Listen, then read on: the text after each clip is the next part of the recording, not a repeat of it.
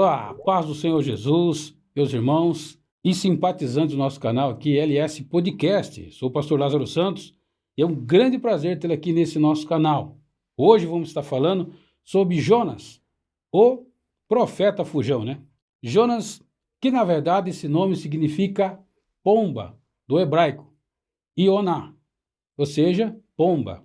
Jonas capítulo 1 diz assim no versículo 1: E veio a palavra do Senhor a Jonas, filho de Amitai, dizendo: Levanta-te e vai à grande cidade de Nínive, e clama contra ela, porque a sua malícia subiu até a minha presença.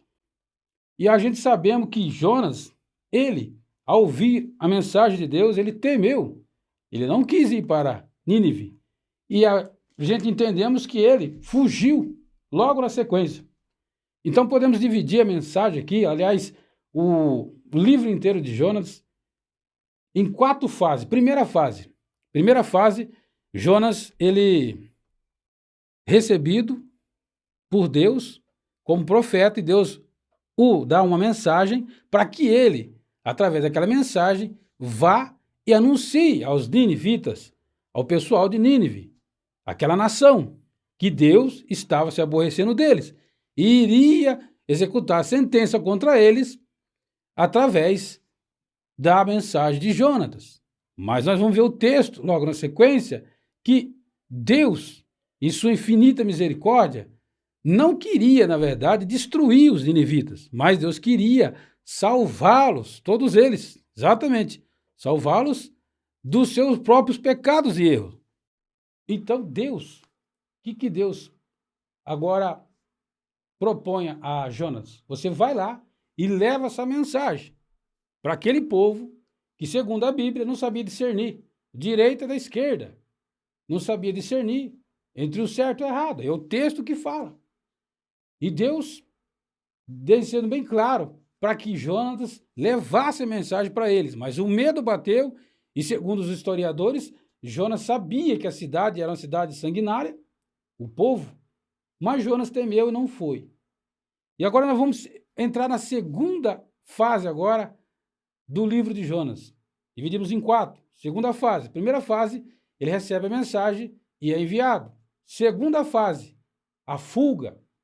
Ele foge. Vamos agora aqui para essa câmera aqui.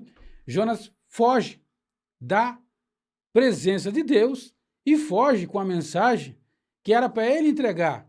E agora aqui fica bem claro que quando Deus tem uma obra na sua vida, é na sua vida, meu irmão. É exatamente.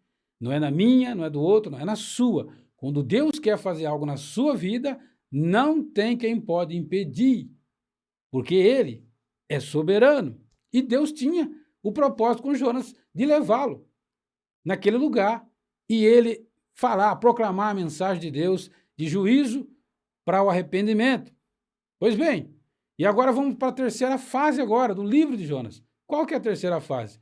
Agora vem o juízo em si.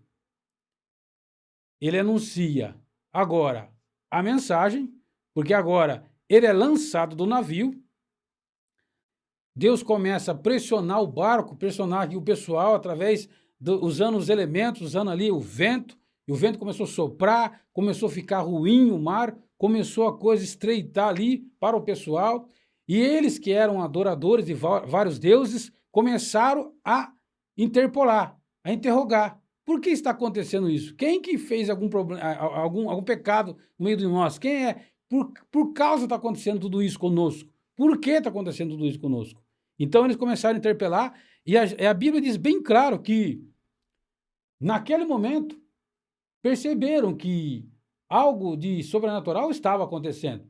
E tem mais, perceberam que Jonas ali era um intruso no meio deles.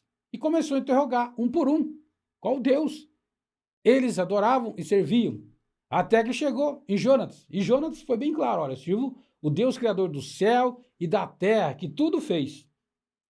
E isso está tudo acontecendo por minha causa. Jonas, então, anuncia a eles. Então, propõe-se jogar sorte, a sorte caiu sobre Jonas, e a sorte caiu sobre Jonas, antes de eles interpolar Jonas, né? Claro, antes deles indagar Jonas, fizeram ali o jogo de sorte, né? Não sabemos se foi Bá, Bebi, Bobu, ou se foi né, tirado um sorteio mesmo, mas a Bíblia diz que foi tirado sorte, caiu sobre ele, e agora ele é indagado, pressionado, e agora ele pega e realmente revela a realidade, a verdade, que ele está fugindo da presença de Deus e que tudo acontecia por causa de sua rebeldia. Veja o que aconteceu nessa passagem em que Jonas foge da presença de Deus. Ele desce, a Bíblia diz que ele desce lá no porão do navio. Então, o crente sem a presença de Deus, ele vai descendo, irmão, vai descendo, descendo, descendo, cada vez mais descendo no mundo, no submundo do erro, do pecado. E aí, não basta descer, ele começou a dormir num sono profundo. Olha o que o inimigo faz. Quando a pessoa está longe de Deus, além dele descer ao abismo, ele dorme, simbolizando uma morte espiritual, começa a morrer realmente num sono profundo, enlaçado pelo inimigo, que colocou aquele sono do pecado e do erro. Vendo tudo isso que aconteceu, aí eles resolvem lançar aquilo que tem na embarcação, no mar, para ver se melhorar a situação, mas não melhorou. Até que chegou à conclusão que realmente tinha que jogar Jonas ali para que o mar se acalmasse, o tempo voltasse ao normal. E a gente sabe que aconteceu. A embarcação seguiu, Jonas foi jogado no mar e Deus providenciou uma baleia para engoli-lo. Para engoli-lo.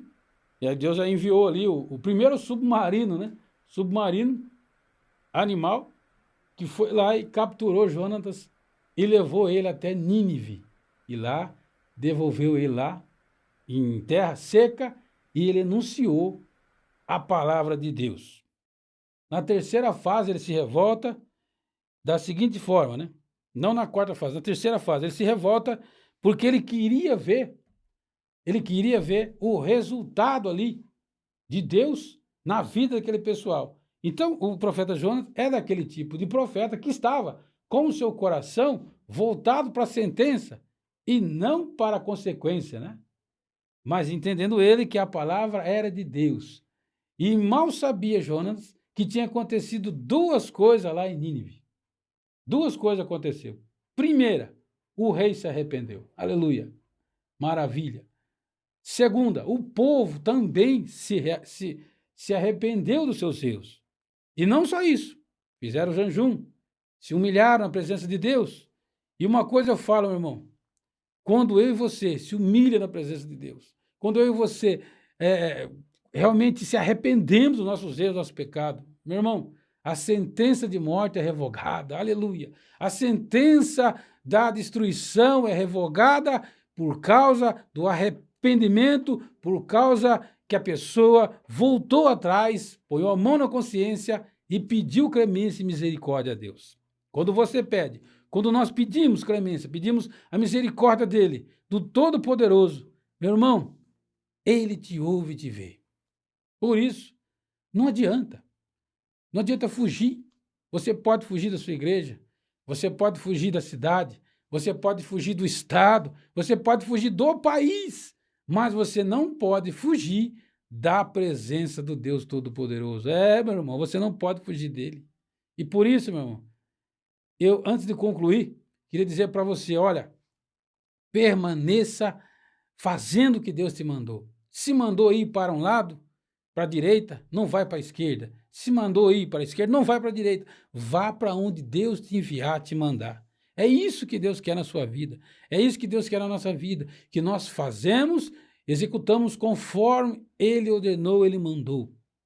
Jonas, aí ele se revoltou, a Bíblia diz bem claro, quando ele estava ali, sentado ali, né, ele fez ali uma casinha para ele, ele sentou, ali ficou na sombra, e o sol escaldante começou a apertar, e a Bíblia diz que Deus fez crescer um ricino, essa planta chamada ricino, que na verdade para quem não conhece, o ricino é uma planta bem conhecida, você vai ver comigo, no texto original, para não achar que é coisa da nossa cabeça. Está aqui o texto original, do original hebraico, estamos falando do Velho Testamento, o ricino nada mais é do que a mamona, é isso mesmo, o pé de mamona que cresceu. Jonas estava debaixo da sombra do pé de mamona e ele ali se revoltou, porque Deus ali feriu com um verme, segundo a Bíblia, o pé de Mamona, e ele secou e morreu, e ele se revoltou. E Deus disse para ele: olha, se você se compadeceu dessa planta, que você não fez nada para ela existir, Deus falando, eu não compadeceria daquele povo que está sem juízo nenhum e que se arrependeram? Ah, meu irmão, quando você e eu se arrependemos, aí Deus se alegra de nós e Deus tira a sentença de morte. Deus muda a sentença na vida daquele que se arrepende. Então hoje é dia de arrependimento. Nunca é tarde para se arrepender. Você não se arrepende para ninguém. Você não tem que se confessar para ninguém. É para Deus, para o Todo-Poderoso. É Ele, meu irmão, que está vendo e ouvindo o seu arrependimento, o seu clamor. É Ele. Então o texto é bem claro. Jonas se revoltou porque ele queria, no seu coração, ver o juízo ser executado conforme ele falou. Porque o texto bíblico diz: conforme a minha palavra. Ele já estava achando que a palavra era dele. Não, ele era só um emissário. O emissário não tem poder sobre a palavra. O emissário apenas emite a palavra, mas o poder da palavra é daquele que enviou a palavra, chamado Senhor Jeová, Senhor Deus Todo-Poderoso, ou Yahvé Verrê. Senhor Deus Poderoso, Elohim, o grande El Shaddai, o Todo-Poderoso. A ele sim tem poder de decidir se a palavra vai cumprir ou não. E Jonas se aborreceu por isso. Muitos se aborrecem hoje em dia por causa disso. Muitos, presta atenção aí que eu vou falar agora. Vou mudar até a câmera para encerrar. Muitos, nesses últimos dias, estão com o espírito de Jonas em sua vida. Infelizmente, sentam e esperam Deus executar, como se Deus tivesse prazer na execução, na morte de alguém. Negativo. O prazer de Deus é o arrependimento. Até por isso que a Bíblia diz que as suas misericórdias são eternas. Mas a consequência das pessoas que vão se perder não vai ser por falta da misericórdia, mas vai ser por falta de não reconhecer que é necessário se humilhar perante Deus. A graça veio, Jesus, e muitos não querem a graça. Depois não terão como dizer perante Deus que não tiveram oportunidade, meu irmão. É isso mesmo. Tiveram oportunidade, mas jogaram fora, infelizmente. Mas eu e você estamos debaixo da graça, debaixo da bênção de Deus, hoje e para a graça e glória dele. Soberano Deus, poderoso Pai, no nome do Senhor Jesus Cristo, eu te agradeço por essa pequena reflexão de hoje. Jonatas, o profeta fujão. Meu Deus, quantos não têm fugido da tua presença? Quantos não têm fugido, meu Pai, da graça do Senhor? Quantos não têm fugido do ministério que o Senhor tem colocado na vida deles? Eu mesmo fugi por 10 anos e sofri muito. Mas aquele que entende que Deus tem um compromisso com ele ou com ela e não foge, esse só não é recebido pelo Senhor, mas também abençoado por ti. E recebe a mensagem, recebe os talentos, recebe os dons, recebe a bênção e segue em frente. Deus, visita esse irmão, visita a casa, envia a cura, envia a libertação, envia esse moço, essa moça, abre porta, livra do mal, repreende o inimigo e ajuda eles a cumprir, meu Deus, o chamado que o Senhor tem na vida deles. Que o Senhor venha derramar as bênçãos do céu, quebrar as correntes e dar a vitória em nome do Senhor e Salvador Jesus. Eu agradeço a todos, Deus abençoe e até o próximo vídeo. Fiquem com Deus.